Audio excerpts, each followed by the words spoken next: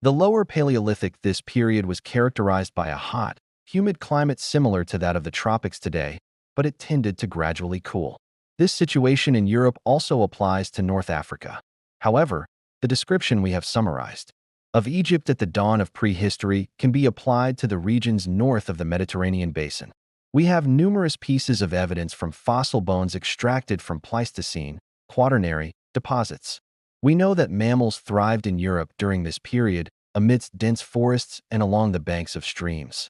These animals were large, such as the sea buffalo, the rhinoceros, the huge elephant, the bear, the hyena, the gazelle, the horse, and the lark. Many of these animals have now disappeared, while some later migrated to tropical countries, escaping the intense cold that swept through them in the time that followed this period. Some human remains were found mixed with those of contemporary animals, but the famous seven or some simple bones were only fragments of skulls, such as jaws. The temperate climate of this time allowed humans to live outdoors on the banks of rivers and lakes or in forests, and they lived in huts made of tree branches. Their graves appear to have been overturned by the floods that ravaged these areas, and therefore little trace has been found of them.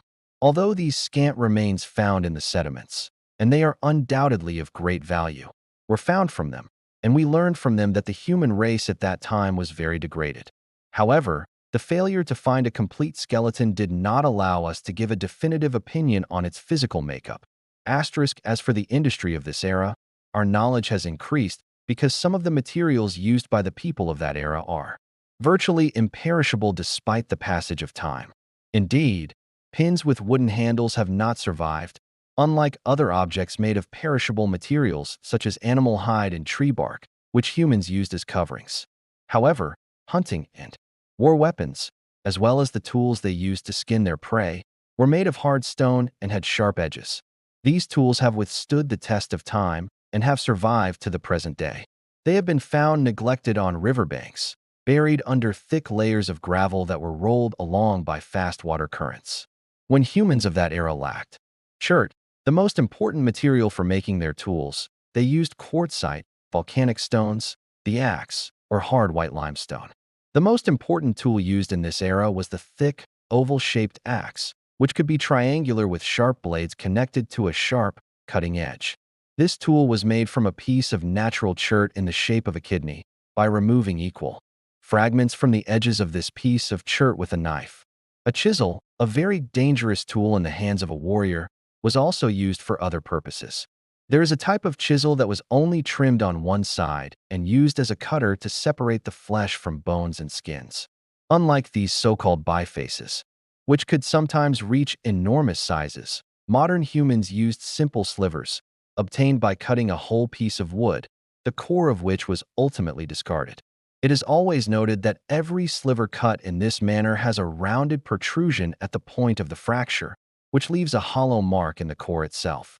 This mark is a distinctive feature of the factory in which it was made, proving that the sliver was cut and trimmed intentionally, something not found in natural slivers. These shards were as sharp as a razor and were therefore used instead of knives. Sometimes they were used as combs after some repair was made to one side or to the end, which did not cover the upper side of the shard. Hence the touching of the shard. These repairs, or single-faced tools, are called single-faced tools. This type of single-faced tool also includes the shards made in this manner to prepare the hides and bones used by the people of this era. As for the morals and customs of this man, we know almost nothing about them, except that he was not much different from the pygmy tribes who roamed the tropical forests and lived by hunting on land and sea.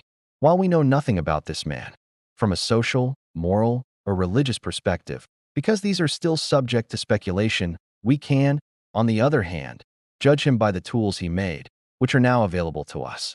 It presents him to us as a sophisticated human being who, with his intelligence, controlled the animals against whom he waged daily war. In addition, he was capable of inventing and improving everything within his reach. He knew how to light fires and cook his food, despite the fact that he had not yet mastered the art of pottery. This human being's readiness and ability to advance are clearly evident when we move from one layer to another in the sections that have been researched in places dating back to the Paleolithic era. For example, we notice that the heavy, rough-made axe found at the bottom of a Paleolithic layer gradually diminishes in the upper layers, replaced by better crafted tools. Thus, the rough Chilean craftsmanship disappears in the face of the Ashkelonian craftsmanship, which produced tools that are considered masterpieces of the art. Asterisk, however, everything discovered so far in Europe from the Lower Paleolithic period is consistent with everything found in Egypt. The numerous studies conducted in North Africa also agree with what has been discovered in Europe.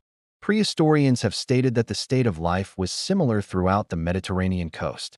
There is no doubt that at this time, the Strait of Gibraltar was open at the beginning of the Pleistocene, thus erasing the ancient connection between Spain and Morocco. At the same time, it is believed that there was a great natural bridge linking Tunisia to Sicily and northern Italy. Although this is doubtful, the connection between the coast of an inland sea, which was less extensive than the present-day Mediterranean, was not difficult. We can liken this country, the inhabited part of which has shrunk, to a coastal strip, a paradise with rivers running beneath it. Heavy rains covered it with lush greenery, forests bordering the towering Atlas Mountains, and trees covering the plains. Springs and rivers flowed, attracting Africa's diverse fauna, such as camels, Abyssinian donkeys, monkeys, and various species of gazelle and bulls, resembling those of Europe at that time. In this region, where game animals were abundant, we find traces of humans everywhere, thousands of kilometers away from the center of current settlements. Asterisk, the Nile Valley, separated from the neighboring kingdoms by only a desert barrier, at that time enjoyed a similar climate and had similar fauna. Some remains of these have been found, but they do not provide a clear picture. There is no doubt that the teeth and bones extracted from the mouth of the Nile, near the present-day Abbasia Plain, filled a gap in the series of observations made by zoologists and botanists of that era, from Marrakesh to Tunis. Although they have not yet been studied, we know that they belong to crocodiles and large mammals such as elephants, sea buffalo, and bulls. These bones and teeth resemble the bones of animals from the Lower Paleolithic period found in North Africa. While the Nile sediments have not yet revealed human remains, we have, on the other hand, found Chilean and Acheulean tools similar to those found in Europe at that time. Thus, it has become clear to us that the unity of animals and the atmosphere in both regions, whether scattered or combined on the surface of the earth, was similar.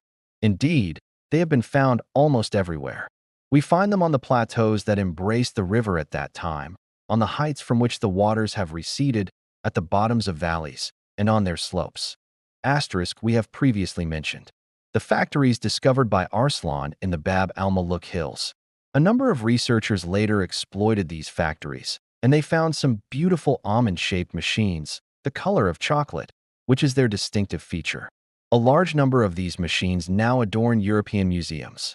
Other sites were discovered in Upper Egypt, such as Tuk and De Morgan. Other sites were discovered in Al-Alam and Esna. Factories were also found in Fayum and in the pyramid area of Memphis. Since that time, discoveries have continued in all parts of the valley. We will limit ourselves to mentioning the most important of these, and we will elaborate on the station discovered near Nag Hammadi, known as Abu al-Nur, and a factory in the Red Mountain, located northeast of Cairo, where a group of machines made of quartzite were found. Near Cana, a factory dating back to the Acheulean industry was discovered. Asterisk.